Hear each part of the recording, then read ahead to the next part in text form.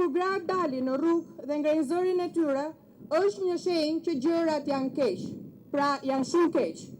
Kjo tregon se durimi im ka sosur dhe se ardhmja jon është e rrezikuar. Ndaj sot, jemi këtu për të paralajmëruar që nëse gjërat nuk ndryshojnë, jo vetëm gjendja e gruas, po e gjithë shoqërisë shqiptare është e rrezikuar. Jemi këtu për të trokitur fort në derën e kryeministrit dhe të gjitha në një thirrje proteste të thërasim mos prekni të drejtat e grave.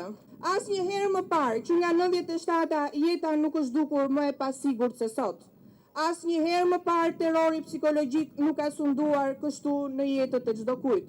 Zëri ynë sot ngrihet edhe për padrejtësitë që po i bëhen çdo ditë nga qeveria mira e qytetarëve e më shumë grave, që kanë kontribuar me përkushtim në këtë vend dhe që po shpërblehen me flakje në rrugë. Gratë janë ato që vuajnë më shumë se kushdo nga politikat varfëruese të qeverisë.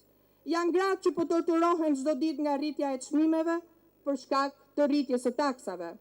Jam të tronditur shumë kur mora vesh se Edi Rama ka vendosur të ngri pensionet. Nuk do të ketë rritje.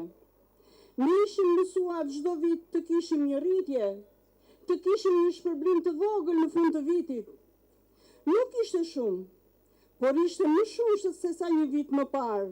Po tani, asgjë. I mbaj mend premtimet e Edi Ramës. Parajs do ta bënte vendin, parajs do ta bënte për ne pensionistës.